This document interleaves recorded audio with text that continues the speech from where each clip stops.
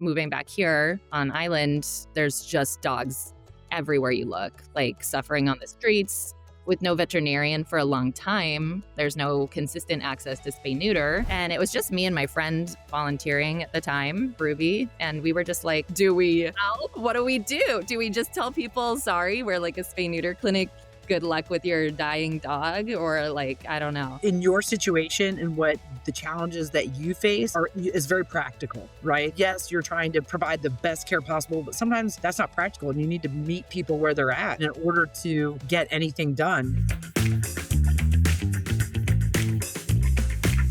Hello, everyone, and welcome to a special episode of the Veterinary Roundtable, the podcast where we answer your veterinary-related questions while having some fun along the way. If you enjoyed today's episode, be sure to leave us a review on your podcast provider of choice.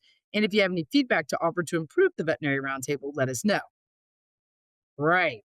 Before we get into introductions, Duckwall, you have to say this part because I'm not good at it. And we're missing Courtney, of course, today. And so you're going to be better at this than me. Okay. Well, all right. That's a big intro there. Okay. So we have our own YouTube channel. So if you want to watch our podcast or just turn on and listen, it's the Veterinary Roundtable on YouTube. And then follow us on social media. So it's at the Veterinary Roundtable is our handle. And then we also have a text. Oh gosh, I've never done the text message feature. I'm pretty sure you can go to one of our podcast things and at the top you can like find a link and text us or something. Something close to that.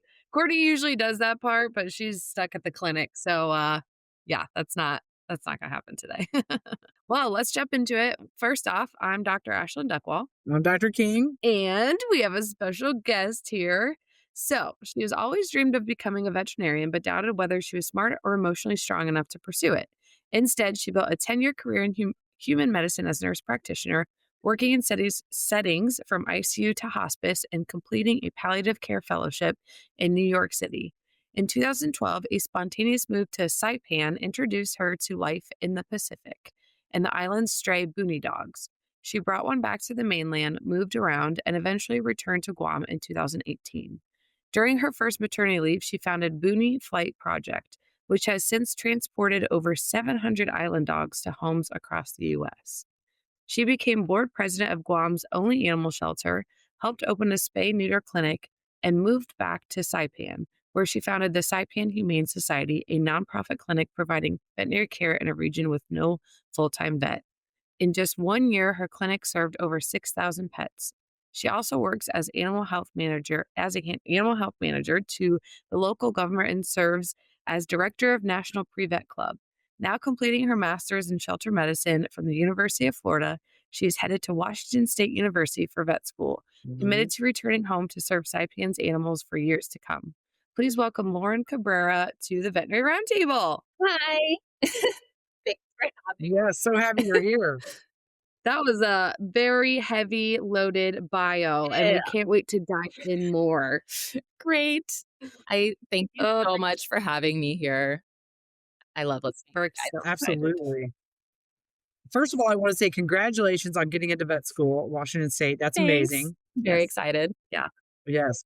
So you start this fall? Yeah, I'm leaving in like 2 weeks.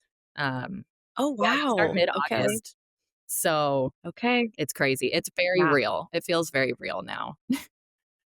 Is your family going with you, or are they staying?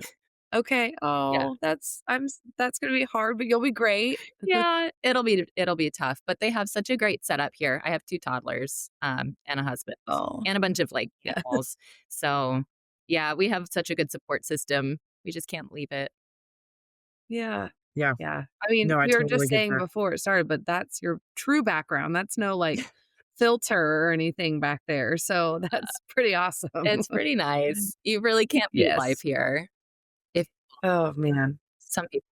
So start out by telling us, your story. Tell us about how, you got into human medicine and then now you're in Saipan.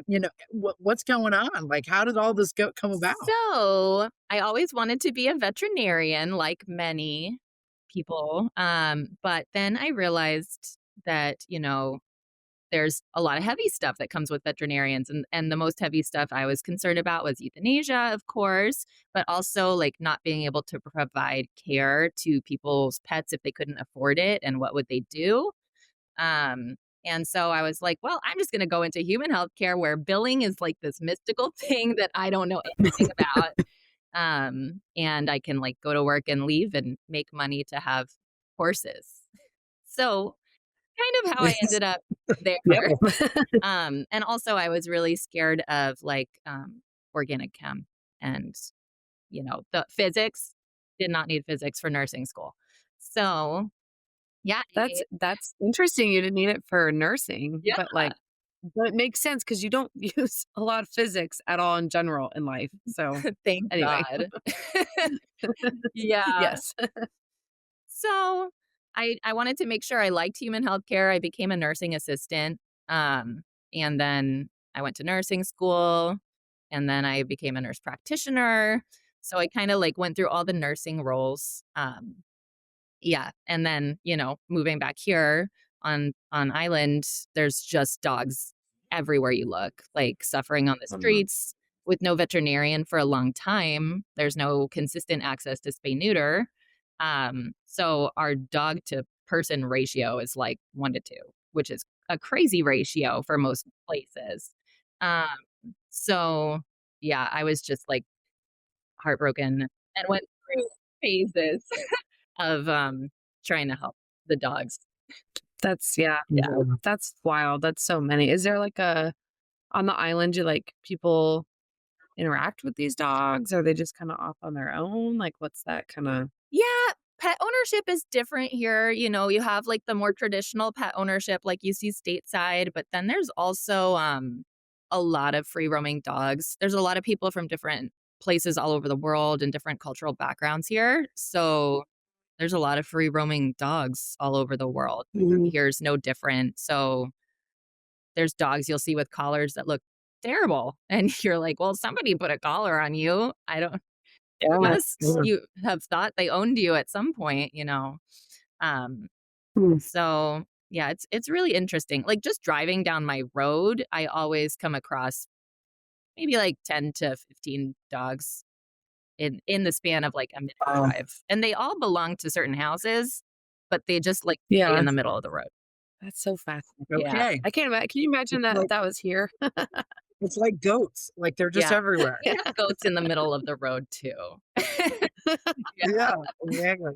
So how did you end up on this island? Yes. Like what made you think, okay, I want to go to this island? How did you get there? Like what's the scoop with that? Good question. I went hiking one day in Maine as a like newish grad ICU nurse working night shift in this very crazy, like kind of toxic ICU. And I met somebody who was moving here and I was like, I don't know, I've never heard of that place, but I don't like my job, so I'm gonna go with you. And so I just Really? yeah, within a few weeks, I just like packed my bags and went. Because I always wanted to travel abroad and I was like, well, this is like far. It's like 7,000 miles from the mainland US, but it's not abroad. Like you're in the US. Yeah. So I didn't Yeah. have like visas or anything. So I just went and I was 22. So I went through some like struggles trying to get acclimated here and leaving my family for the first time, going as far away as I could possibly go. And I ended up back stateside to like continue my schooling and find my life, find myself. But I always felt compelled to come back. And so now I've been here Wow. for like 8 years total. Yeah. That's so That's cool. really cool. Yeah. Okay, Good for so you for having the courage to put yourself out there and go the first time. yeah. I mean, as a young person, so many people are so scared, that it's going to be the wrong decision or, what happens, they think of all the things that if it doesn't go the way it's supposed to, and it's like, well, it may not. Well, it doesn't matter. You're putting yourself out there. You're growing. That's amazing. Thanks. It's been interesting. So did you know where this island was? Did you already know where this place was? No, I'd never heard of it. And when I told my Yeah. family and friends, I'm like, I'm moving to Saipan. They're like, don't you mean Spain? And I'm like, no, I spelled it right. It's called Saipan. It's a real place. It's part of the US. So yeah, it's You don't need like anything to travel back and forth to the United States. Like Wow. you need literally nothing. could use my How license cool. only. What are we We're doing? going visiting. We're Yeah. going visiting. When I We're looked it up, going. the pictures are beautiful. I'm like, oh Mhm. my Yep. goodness, this is a whole different, like, I don't know, different world. So, Now I have to go figure out how we ended up acquiring said island as the United States. I don't know. Do you know the answer to that, Lauren? I don't know the Oh answer to yeah, that. like many islands, it's gone through different hands, and we took it from Japan during World War II. Actually, you can see like Got it. across the ocean, there's another island where the planes with the atomic bombs from World War II took off. And Wow. Guam is nearby, which is a more built up military base, basically, but Saipan is very protected. So it's just like this beautiful, like quiet, magical island with no Yeah. Very cool. yeah. yeah, so there's still no veterinarian at all. No. No, we bring in Wow. vets. Yeah. Like there's one here now. I'm going to a spay neuter clinic after this. Oh, Yeah, fun. it's exciting. That's awesome. But Okay. That's really cool. So do you have to so where does your license okay, so say Duckball and I wanted to come to a spay mhm, neuter clinic. Our licenses are yeah. Indiana. Yeah. Like, do you have a license in Saipan? So we don't have a veterinary board. Our law states that the chief of animal health will give license to people who have gone to a U.S. veterinary school and have a license in a U.S. state. And I'm the chief of animal health. I fill that position for the government. So you would just like send Mm. me your documents and then I would send you a license. And that's it. It's like Oh, literally wow. no application. I All right, we're yeah, going, Okay. Duckball. See you This is tomorrow. it's amazing. really quick. It's Yeah. it's super easy. Wow. That's Isn't Okay. it? so how everything you've built up is amazing. How have you done that through bringing in veterinarians? Have you like how I don't know. Yeah, like starting with the Humane Society. I know you have a spay neuter like clinic in general, right? So can you walk us through that all that process? Sure. So when I first moved here, there was a nonprofit that existed that was providing care to animals without a vet, and they went bankrupt. And we formed Saipan Humane Society just to help the municipal shelter because they didn't have access to euthanasia, and it was kind of a mess over there. And to do spay neuter, but when that other clinic closed, suddenly we had like 40 people on a porch at the municipal shelter asking us to look at their dog that was having seizures or got hit by a car or they need flea and tick medicine. And it was just me and my friend volunteering at the time, Ruby. And we were just like, oh my God, like, do we help? What do we do? Do we just tell people, sorry, we're like a spay neuter clinic. Good luck with your dying dog, or like, I don't know. So we texted our vet friends on Guam and they started helping us with cases. And everything kind of snowballed from there. We have vets, most of our vets come out from Banfield Foundation. It's very hard to find an organization that will help us here because we are part of the US, but we're a commonwealth, we're not a state. And so a lot of US organizations are like, sorry, we don't help the territories. Talk to an international org. And I talked to them and they're like, you're part of the US. Like, what are you asking us for help for? And I'm like, I don't Oh, know. They told me to. So Benefit Foundation has been hugely helpful. But now, like on any given day, our clinic sees with or without a vet anywhere from like 20 to 40 patients. And Mm. we get vets like locally licensed here and they help us virtually if they're not physically here. And we have protocols that were established by a veterinarian that we follow for the stuff we see frequently. uh-huh. But it's crazy. It's totally, Yeah. Yeah.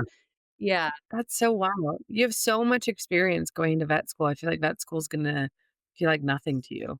Like I feel like you're gonna be like, Yeah, I've done this. What's the big deal?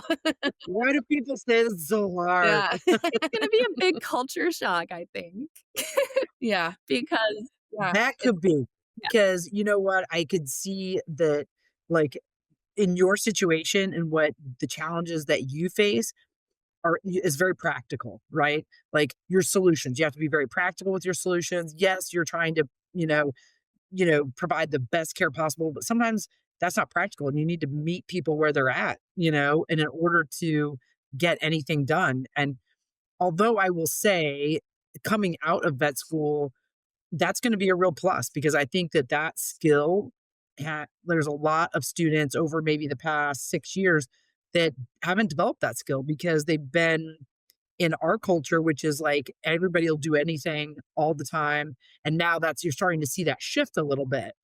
And so, that spectrum of care, I think, is changing. Yeah. Don't you think that? Well, do you feel Oh, like that? Like where it's like yeah. now you do, it's not like you're Mhm. guessing. I don't know if that's the right word, but like you're having to figure out some things and maybe pick and choose the information that you want in order to solve problems. It's stuff they just And don't teach you because you go to a yeah, university and you get the yep. textbook best medicine that obviously you wish you could always do, but it's just not practical. So Mhm. that learning curve outside of school is actually a really steep one. So I feel like with you Hmm. already 10 steps ahead, like you're going to be an Yep. amazing vet because you're going to be like, oh yeah, like sure, I ideally we can do all of this. I have to ship you to the mainland. I don't Yeah. know, but um, Yeah.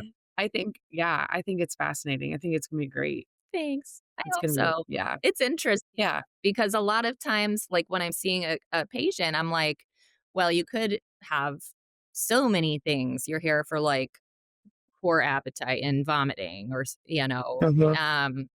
but we don't know because we don't have really diagnostics, so we will go with, like, we have an incredibly high rate of tick disease here, we have transmissible Mhm. venereal tumor, we have, like, these drop Oh, wow, things, yeah. so, we will try to treat what it is most likely to be, and if it doesn't respond, then we're like, "Well, let's see if we can figure out what this might be that's not what we thought it was." It's interesting. Yeah. Do you feel like the public that you are willing to be educated on like best practices when it comes to like preventive care and things like that? Like, getting their animals on those kinds of things, and are they interested in learning how to prevent They disease? are. I think the thing with, like, flea and tick prevention is huge here, and that's because the ticks are so visible. Like, when I first started helping at the municipal shelter when they didn't have access to euthanasia, they were holding on to stray dogs for a long time. Literally, ticks were, like, crawling up the walls. I would go home and find ticks on myself. I can show you some pictures of dogs, like, even our clinic, there's dogs that walk into our clinic, and wherever they were standing, there's just, like, a puddle of ticks, because, Oh. Wow. we don't have seasons here really, and so the ticks just live on these dogs forever. So people don't want puddles of ticks in their and stuff. So Yeah. that's helpful. People are definitely interested in preventive care. Yeah. Yeah. So you had mentioned you don't really have a lot of diagnostics. Is that something that you expect to, expand when you, like, graduate school and get your life? Like, how do you foresee that happening on your small island? Yeah, it depends on funding, really, is what it comes down to. And so, like, right now, we've got a microscope and we have like a butterfly, the portable ultrasound that was donated Mhm. by a physician here.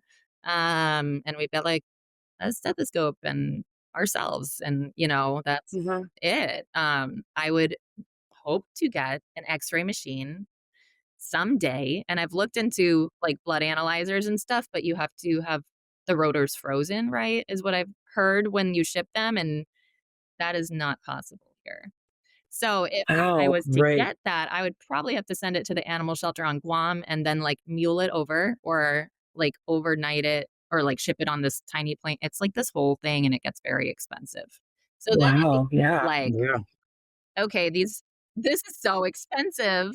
People can't really afford vet care here. So, like, why am I doing all this if nobody Sure. use Mhm. it? Yeah, That's so interesting. it's wild. How do you get supplies like over to, is it ship? Is it like typically like shipping, or do they fly things in? Both. Like we use a medical distributor, Covetrus, thank God ships here. So we use them. And I think it comes on a plane. But some stuff, like Okay. lately when I order things on Amazon, they go to San Francisco and then they disappear on this ship and like show up 3 months later. Yeah. Yeah. Or they're like, your package is lost. And then it shows up and you're like, oh, it's here. Interesting. I thought Great. it was gone. It's here. Yeah. So it's a little crazy. Really nice. Yeah. What about like human medicine? And so, I mean, have you done any human medicine being there, or has it just been animal? I did on Guam. I was a hospitalist and I started a palliative care like consult service in the hospital there. And the first time I lived here, I did home health nursing, which was wild. But since I moved Yeah. here the second time, I've just been like doing the dog thing. Okay. Yeah. So does the human world have the same like difficulty getting supplies, not like all of that as well? Or is it just because they're human, they have more funding? They have more funding for sure, but there are difficulties. Like we don't have an MRI machine on island. No. If our CAT scan's down, like it's not easy to fix these things. You know, you need Yeah. a technician and stuff. We don't have certain specialists. They seem to be like well stocked with meds and things, but they also have better funding pathways than vet med. So Right. good Yeah. for them. Yeah. What other issues, right? Do you guys are cats an issue there, or are they not? Our cats are as Yeah, well. we've Yeah. got cats. They are in rough shape. I think honestly, I think most of them probably die when they're kittens. And when people find them and bring them to us, they have like eyeballs so gross, like they're just a Yeah. mess. But they do, and I think the dogs chase them too. But we do have cats. And large animal, livestock and stuff? There's like 5 horses. There's cows. Like when I'm driving down the road and there's like dogs laying in the road, there's also cows just tied on the side of the road. Oh, Yeah, it's wow. people don't have like fenced in fields for their cattle, but they need food. Yeah. Mhm. So there's their cow. Pigs are big, Yeah. and goats. Yeah, that's pretty much it. And there's 2 parrots at my house. I ended up rescuing parrots. I don't know. That's awesome. It's great. From the wild? Like, where'd you get your parrots? One is from a hotel. He was like living in this rusty cage and I felt really bad and I bugged them for like 6 months and finally they're like, just take the bird. So he lives in my house. And then the other's owner passed away. I think they imported a bunch of parrots in like the 80s. And Wow. there's a few stragglers. Now, is tourism? Is it a industry there or not? It is like the industry because there's nothing else really It is. going on. So most of our tourists are Okay. from like Korea, Japan.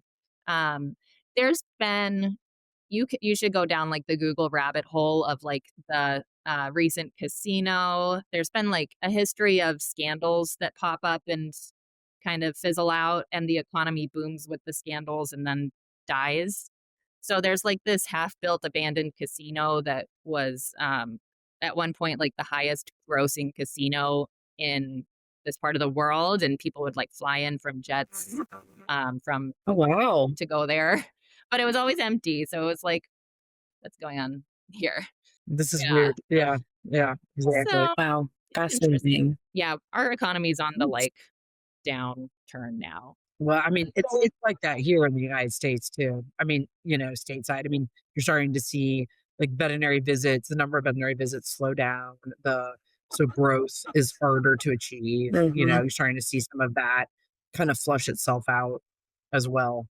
Not nearly, I'm sure, to the degree, but that you're managing. But I Right. mean, I think that that's definitely happening. Yeah. I mean, people not being able to do the full workup or whatever. So it ranges, I'm sure, of like where in the United States and stuff, just like different cultures and Mhm. stuff. But we don't have stray dogs on the street. And if we do, people pull over to pick them up. So Yeah, it's Yeah. very different. it's different. So when you get your license, are you going to I don't know. I guess I'm not familiar with Washington State, like if they're going to, wait, no. Yes, Washington State, right? That's where you're going? Yeah. Okay.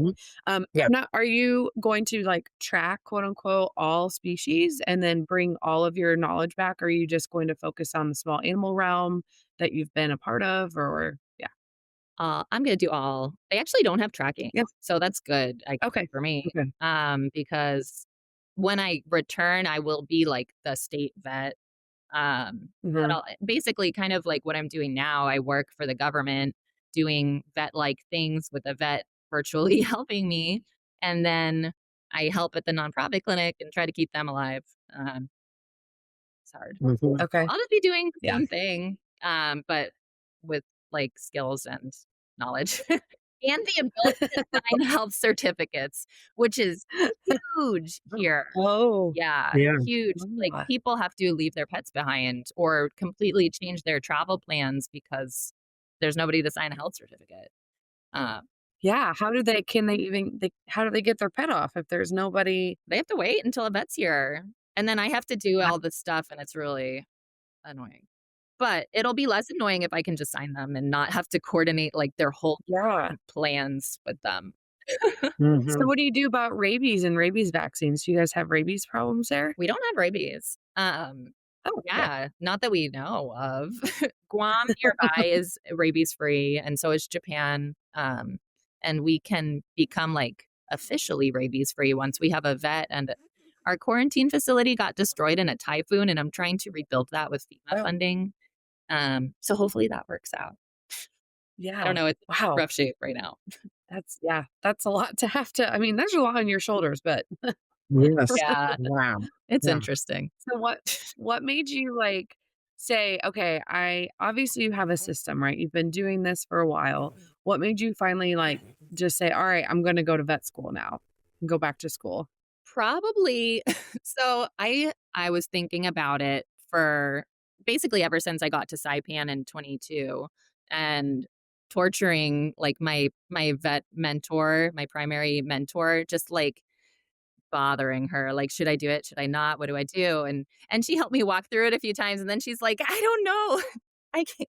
And then my husband, he was really like just go. Like you'll regret it your Uh, whole life. He's a physician, and so he's like, okay. just you'll survive, and even though you're not good at physics, and then you'll come back, and we'll just be here forever. I'm like, okay, well, so it's mostly him because I do get cold feet from time to time, and he's like, you're going. Keep taking those Yeah. classes. So I had to plug away at prerequisite classes while I'm doing all this stuff. And we don't have a lot of the classes here, so I could only apply to schools that accepted online prerequisites. Oh, okay. So that was fun.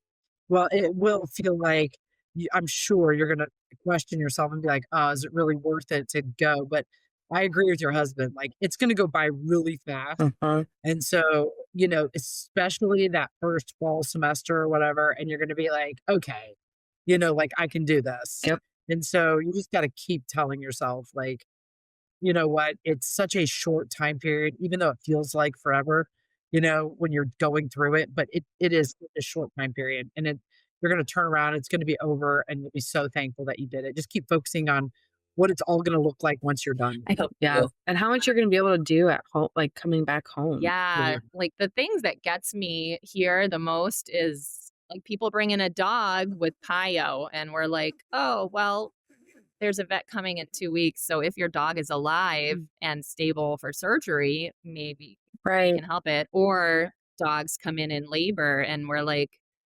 well, yeah, we can't help. Your dog's gonna die. Like if the puppy if it's been in labor Yeah. for a long time, the puppies are stuck. So there's certain things that are just so rough. I know I wouldn't be able to handle seeing this stuff forever and not be able to do anything about it. Do Yeah. something about it. And we Yeah. Yeah. spend so much effort coordinating vets coming out. It's so if I'm just like here, that'd be a huge like relief on the team for sure.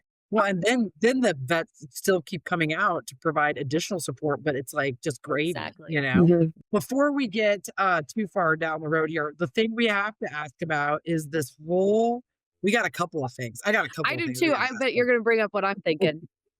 Okay, would you want to go first? Oh, no, you go first. Okay. Okay, the first one I want to know about is the most recent thing, which is veterinary technicians being called nurse, being a nurse yourself, Mm. right? And so everyone's like, there's like 500 million opinions about this. And so I just wanted you to kind of like go through your thoughts being on both sides of the fence. I know you're not a technician, but you're in human medicine and now you're in veterinary medicine. Okay, so like, how do you see it? Totally. And kind of what do you think is the answer? Yeah, this is a loaded question. It's been really stressful to watch it unfolding online and see how committed people Right? are to their opinions. I am definitely of the like vet techs are nurses team. But also I'm like recognize that I'm not a tech, so they can be called whatever they want. But when this all started, I had to like start digging around, and it looks like they, the NAFTA started a veterinary nurse initiative. They want to be called nurses, Mhm. and it's the American Nurses Association that's blocking them, which is so weird because the more I went down that rabbit hole, the more I realized like vet nurse is the term used everywhere else. It's just the American nurses that have an issue with it. So it's like, I don't know. I nursed my baby. Are you going to like come after me for that? It's just a Yeah. weird. I don't know. It's interesting that that particular word, Right? Right. like, you know what I mean? Like, I don't know. It just seems odd that that's the word. Because see, I think of it more as a Mhm. verb Yeah. than as a noun. Like, you know what I mean? So it's like these people are nursing humans. These people are nursing Mhm. animals. Right. I don't know. Everybody's a nurse. Like, what's the big deal? And then it's like, then you get all these opinions like flying in, like, well, you shouldn't use the word nurse. And it's like, oh my God, it's like just like something that you actually do. You nurse something. Yeah. Exactly. It's wild. Yeah. And like veterinarian It's so wild, physicians, they're both doctors. It's like, I don't right? know. See, that's how I think of the word nurse is the way we think of the word Yeah. doctor. Yeah. Like, you know what I mean? Like, and then you also have a word like Mhm. veterinarian and you have dermatologist or whatever it is. Like, you know what I mean? Like, so I don't understand why the American Nurses Association is so upset about the word. I don't think that should just be Yeah. nurse. I think it should be. I like the UK, what they call them in the UK. Isn't that like a veterinary technician nurse or a technician veterinary nurse? They have three words that they use in the UK. And I'm like, that's really cool. That sounds really cool. Yeah. All I know is the United States is cray cray because we can't decide on a name. It's different in every state. We can't even get national license. Like it's just like so stupid. I The just whole thing. I literally don't understand. So if we break it down, like nurse is the verb, what their duties are the same Mhm. or I mean, the same. Yes, the patients are different and stuff, but like, I don't understand what the block is either. Is it a pride thing? Yeah, like wouldn't you just be a human nurse or a veterinary nurse? Exactly. Like the Yeah. term in nursing, you're a registered nurse, or you're a licensed practical nurse, or you're a nursing assistant, or you're a nurse practitioner. So like a veterinary nurse it's not crazy. It's not It's that far common sense, fetched. Yeah. Right, like I don't right. I don't Yeah. understand. There's something deeper. I don't know. know. I don't know. So, It's like, it's like the chiropractor's duck yeah. wall. It Oh, doesn't make any geez. sense to me. I use the term nurse every day. I'm like, this is my nurse. And I guess I've never experienced pushback like personally, but obviously it's all over social media, the internet. I mean, I remember the initiative because I was in vet school during it. And Mhm.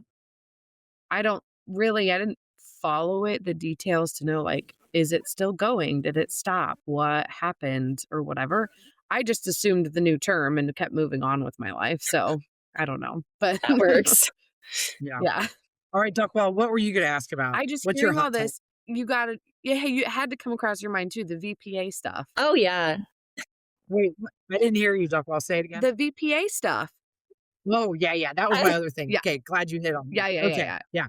Okay, so I'm assuming you know all about it. You said, oh, yeah. So thoughts in general, start off there. Well, like I am a nurse practitioner. I live Mhm. somewhere where it's very hard to recruit healthcare providers. I know this because I am a recruiter also on the side. Help the hospital find physicians and mid-level providers, and it's like pulling teeth to find a physician who's willing to relocate out here for what we can pay. Mhm. But nurse practitioners, I just recruited 3 and I've recruited 0 Oh, wow. physicians. So, in places like this or like the shelter setting or places that Mhm. need help, like Mhm. I would do anything to have when I'm a vet, if we could have a mid-level here, a VPA, cool. Like I'll Yeah, literally any body that's willing to help.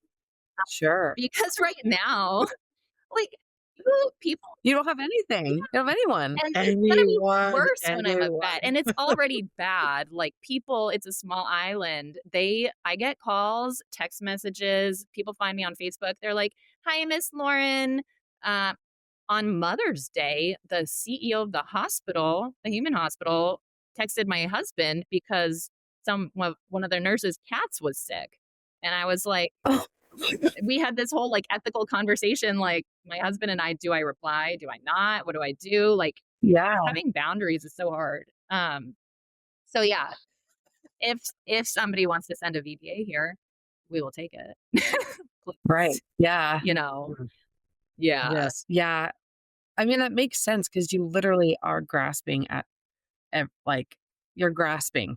That's what you're doing at anything that you can possibly do. So, Yeah, Well, I and mean we've said all along, especially for, like, the shelter yeah, settings, it makes that's what we've perfect said all sense. along. The shelters, like, Like, yes. because they're not I think that the fork in the road is, for in the United States, like, stateside is, are these pets owned by someone or are they owned or are mhm, they not?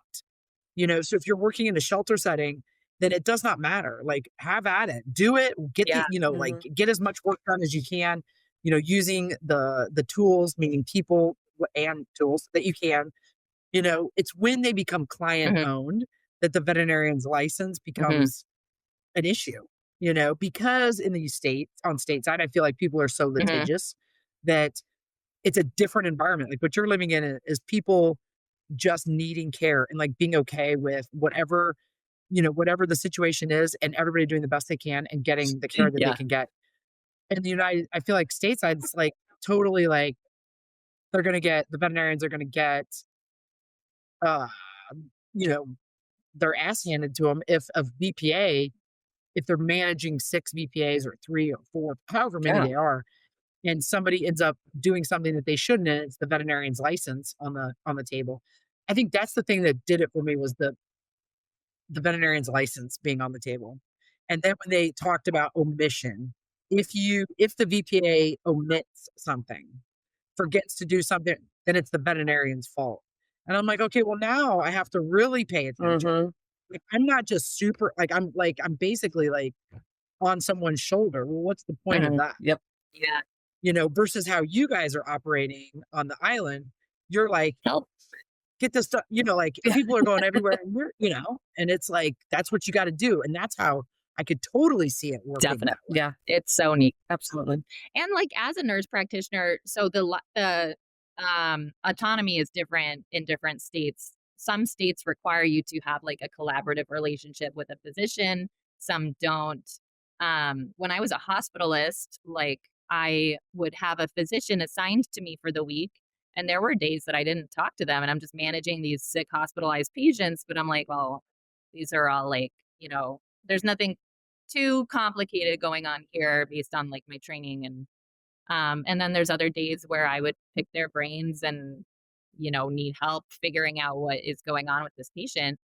Um, Mhm. and yeah, I mean, I don't know because I've been in the mid-level role for so long and never had any issues with it. So yeah, we're just Yeah. there's no Yeah. way we could meet the needs of human healthcare without mid-level providers. It's just Sure. um yeah, I could yeah. it was a nice, well-paying, stable career once. Now, I don't know what I'm Yeah. doing, but it was great while it lasted. I had a lot of fun as a nurse practitioner. Yeah.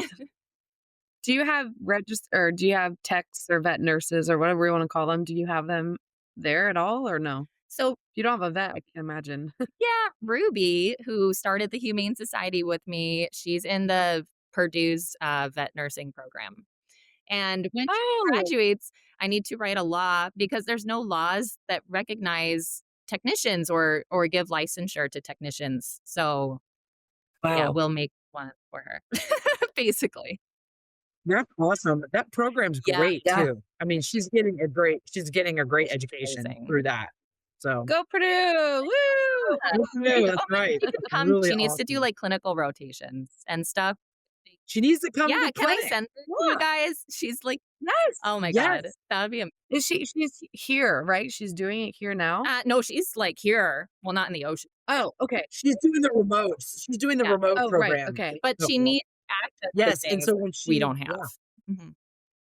Yeah, I mean, it'd be yeah, a you far trip, totally but need come on to over. We see yeah, all the things, all the weird stuff. She would like yeah, pass out yep. if I told her. Well, like I can tell her and she'll pass out because she loves listening to the podcast. She showed it to me.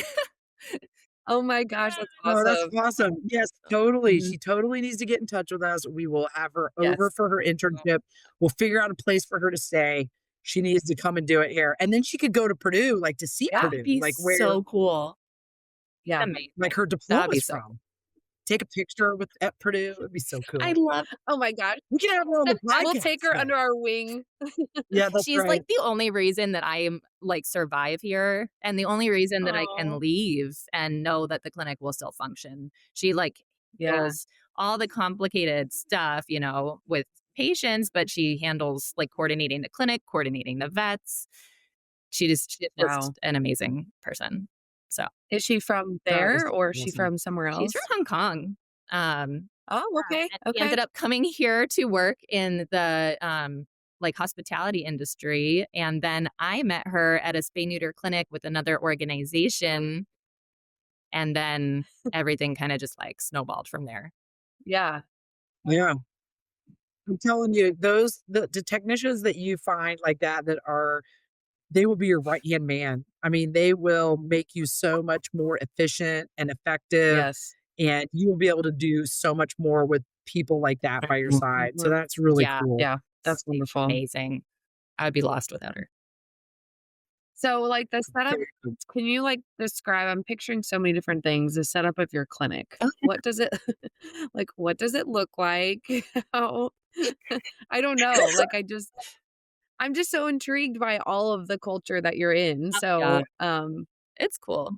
yeah. Well, it used to be literally like a closet at the municipal shelter, and we had no Yeah. table space. So there'd be like dogs on the floor and dogs on the porch, and people like crammed onto the porch.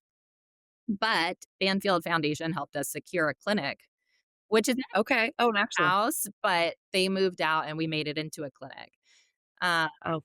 yeah, and it's right in the main that's really cool. area of Saipan. And the street, like you look around and there's like a lot of tin shack houses and stuff, which is kind of common in that main area.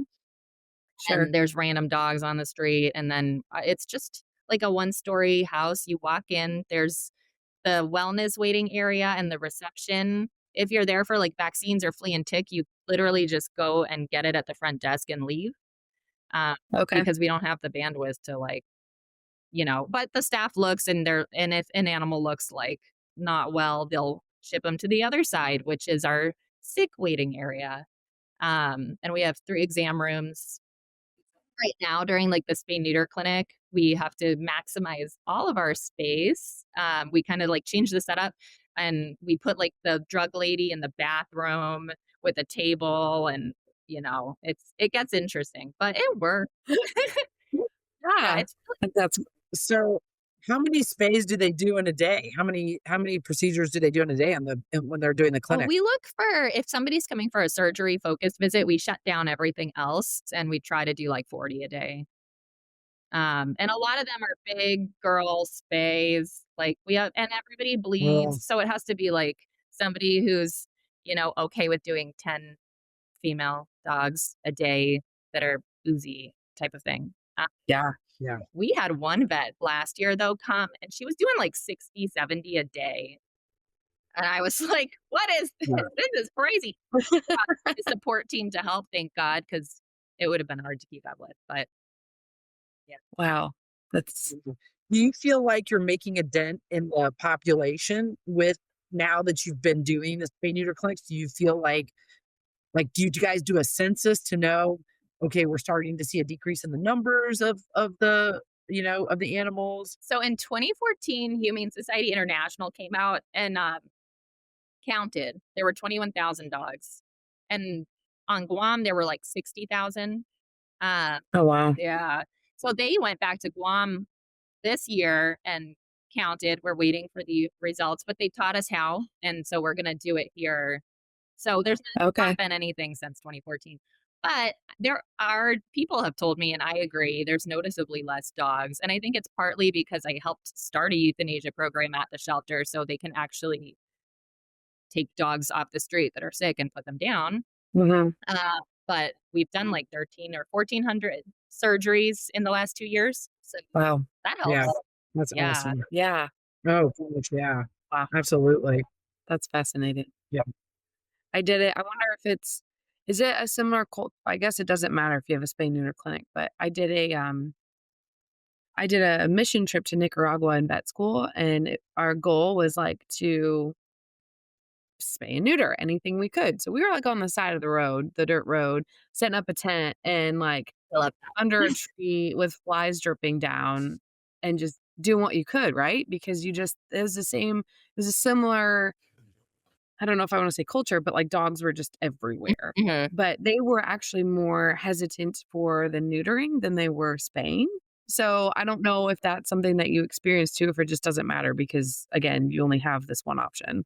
We do see some of that. We try to do like education about why spay and neuter. And a lot of times we just whip out pictures of TVT and we're like, your dog's gonna look like this and you don't want that. And it'll be dripping blood everywhere and it's gonna be a mess. But people do also, there's like pit bulls are really sought after here. They're really unique Oh, here. So there are people breeding those on purpose. And then there's what people call Malteses, but they are like certainly not Malteses. They're just like little ratty dogs that are very inbred and have all these problems. People like to breed those too. So there's those, but usually we can convince somebody who has like a Boonie dog, the island dog, Mhm. to get them neutered. Because nope, Oh my gosh, pit bulls are sought after. Why don't they just come to the states right. and just get a fixed one? Just Oh wait, you can't. trade and like send a plane of Boonies stateside, with, like a Yes. plane of pitties here. That'd be good. That's actually a Oh good my segue goodness. with what you created with the Boonie Flight project. Since you had mentioned like it's so difficult without health certificates and stuff in general. So how did you set up that project and how did you make it successful? That is a good one. So basically, in the pandemic, I went on maternity leave. I took in foster dogs, and I'm like, they're puppies. Somebody will want them. I was on Guam at the time, and nobody wanted them. Find No. out everybody had puppies, and you can just like drive down the road and pick them up. So I saw somebody on Facebook who had shipped a dog stateside to Indiana, actually. Uh, Oh. yeah, and she's from Indiana. And I was like, how did you do this?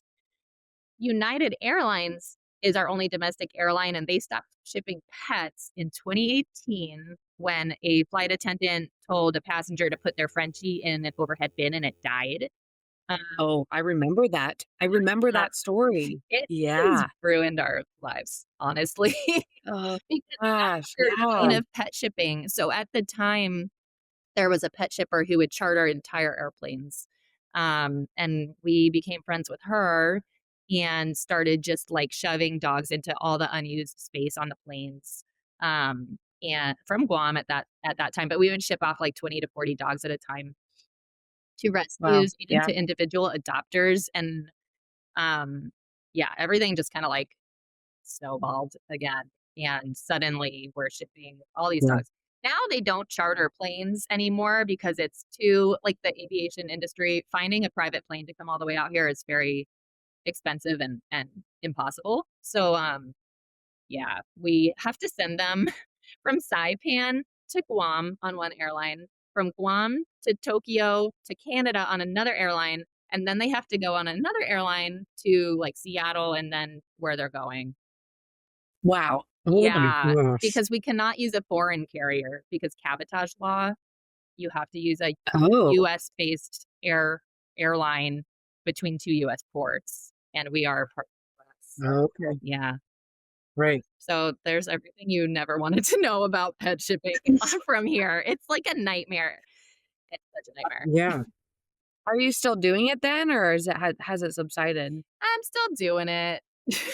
Just on a smaller scale. Like, I don't know. That's kind of how I cope with, starting the euthanasia program at the shelter and going there and helping out. And I'm like, okay, there's all these dogs. Nobody's going to take them. I'm taking one. And Uh-huh. post it on the Boonie Flight Instagram and network it. And people show up for the dogs. And BCA Charities, who is like Banfield Foundation's partner, kind of Yeah. under Mars, they are sponsoring some dogs to fly out too.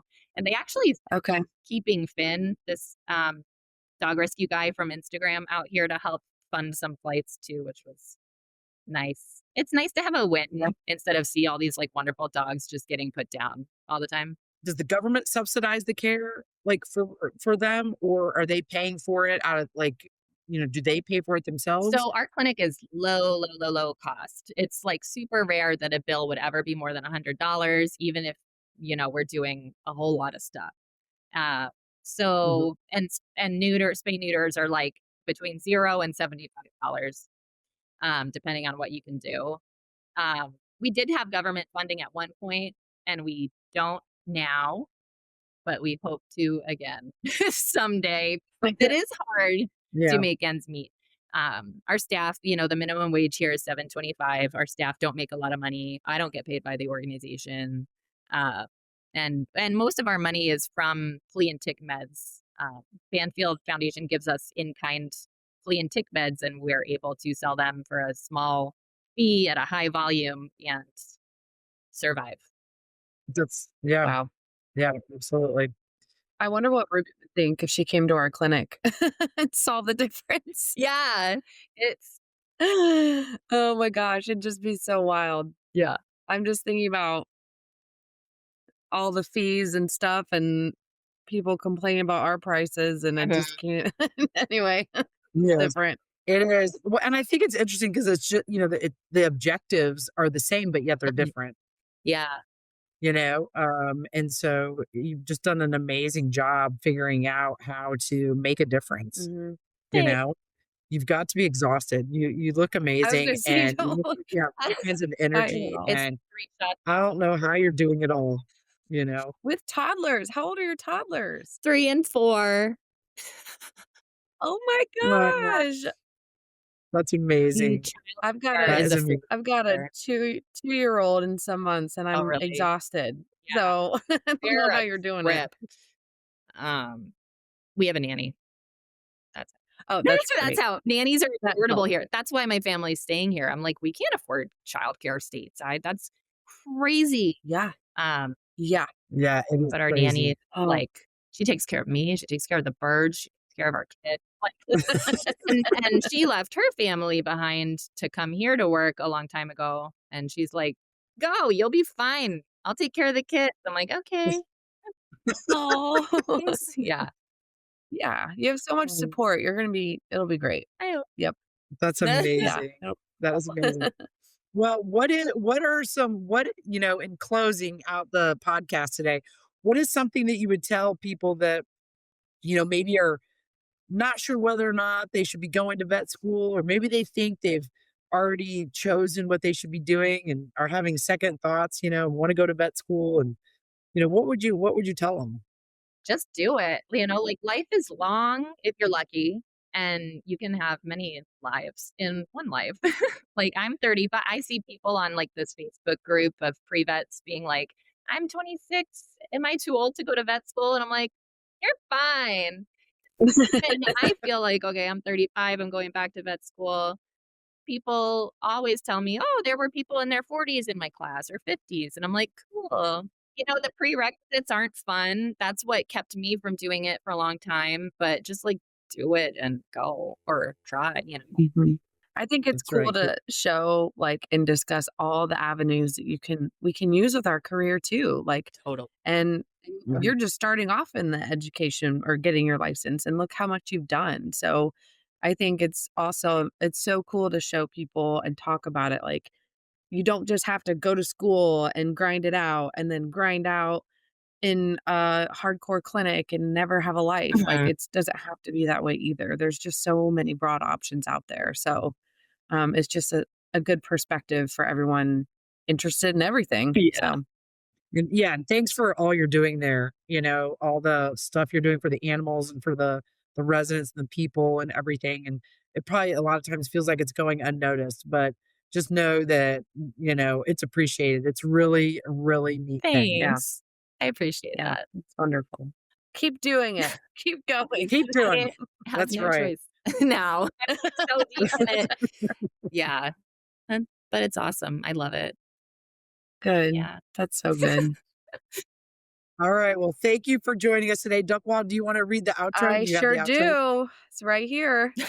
Thank you so much for tuning in to another episode of the Veterinary Roundtable. Remember, send in those questions and leave us a review if you enjoyed this episode or previous one. We'll see you next week for another episode of the Veterinary Roundtable.